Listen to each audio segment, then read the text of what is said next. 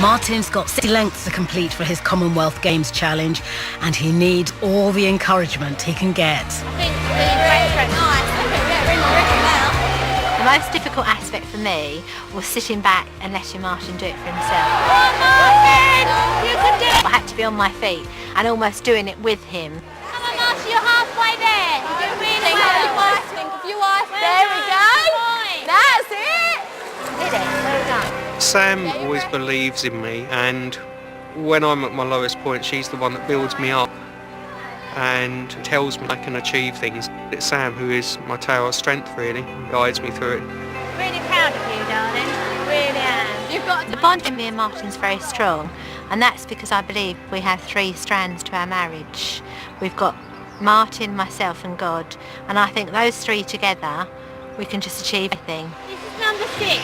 This is your personal best. Martin and I met because Martin was best friends with my brother. We've really got together because I was 16, Martin was 18. It was instant love, you know, you read about it in stories. It was just like that right from the beginning. Really good. Well done. Get your breath and then we go again. There was a lot of prayer involved at various points.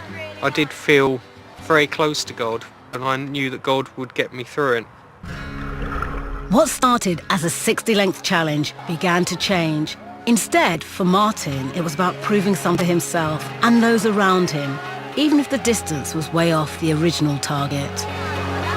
I'm amazed. I mean, he's not a swimmer, as you can see, and the number of times you look at his face and you think he's going to give up. He's just gone, no, I'm going to do some more. You know, that's what Jesus calls us to do. He calls us to push ourselves for the faith. And Martin, off he goes again, look! Martin, his coach and his family and friends were shocked by just how he come from such a shaky start. And to everyone's surprise, Martin, who could barely manage a length just an hour before, completed 12 lengths of the pool. And in true core family style, it was the rest of the clan who insisted on finishing the 60-length target. When Sam and the girls got in the pool with me, I felt very well loved. I couldn't have done it without my family around me. I think that deserves a big hand.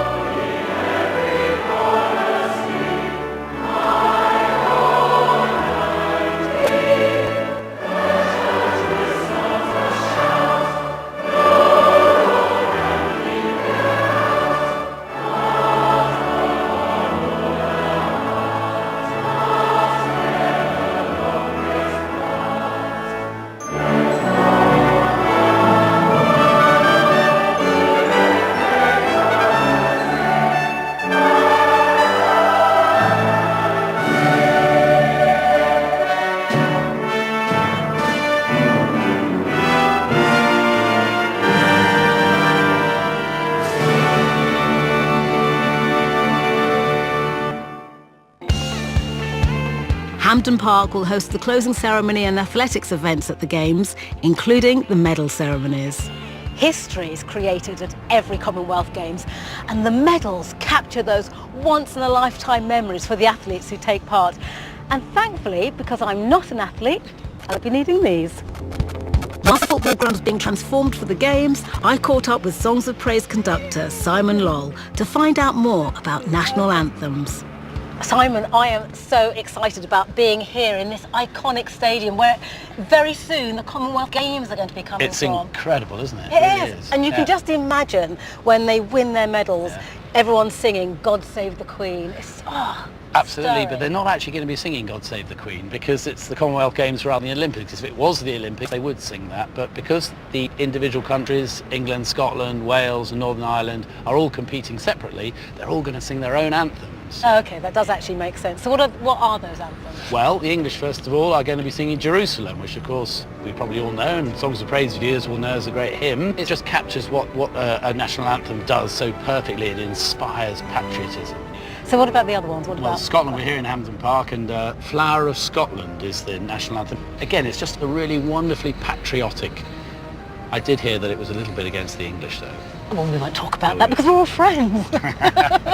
And I can imagine in Wales, because you just always think of those fantastic male voice choirs, and it's just like in the DNA, isn't it? Wales is the place for singing. There are such wonderful singers. And the Land of My Fathers, that great tune is theirs, and that inspires such passion from the Welsh.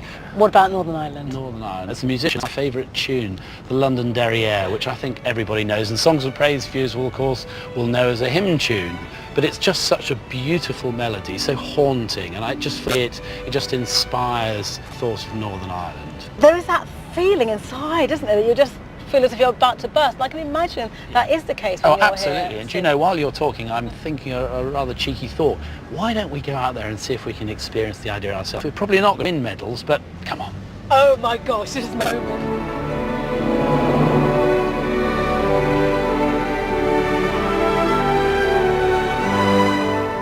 How was that then? Oh, just won that gold medal, and I tell you, I feel so proud.